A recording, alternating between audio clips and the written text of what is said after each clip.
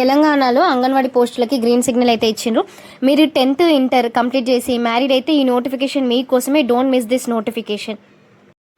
చాలామంది మ్యారేజ్ అయిన ఉమెన్ అడుగుతున్నారు నేమ్ చేంజ్ చేసుకోవాలా ఏంటి అని. సో నేమ్ అయితే ఏం చేంజ్ చేసుకోవాల్సిన అవసరం లేదు. స్టడీ సర్టిఫికేట్లు ఎట్లుందో ఆధార్ కార్డులు అట్లనే ఉంటే సరిపోతుంది. ఏం చేంజ్ చేసే అవసరం లేదు. అండ్ అంగన్వాడీ టీచర్స్కి ఇంటర్ క్వాలిఫికేషన్, అంగన్వాడీ హెల్పర్స్కి 10th క్లాస్ క్వాలిఫికేషన్ ఉంటే సరిపోతుంది. ప్యూర్లీ మెరిట్ బేస్డ్, అంటే మీకు 10th ఇంటర్ మార్క్స్ ఎన్నైతే వచ్చినాయో దాన్ని బేసెస్ని మాత్రమే సెలెక్షన్ లిస్ట్ అయితే ఉంటుంది.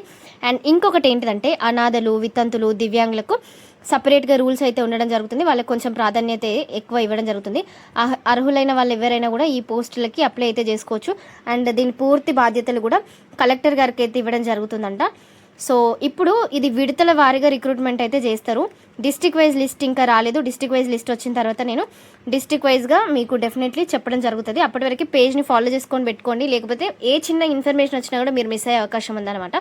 And final merit list based మాత్రమే ఆయాలని కానీ టీచర్లను కానీ రిక్రూట్మెంట్ చేయడం అయితే జరుగుతుంది. కంప్లీట్ ప్రాసెస్ జూలై 1 నాటికి రిక్రూట్మెంట్ మొత్తం పూర్తయ్యేలాగా అధికారులు అయితే కసరత్తు చేస్తున్నట్లు తెలియజేశారు.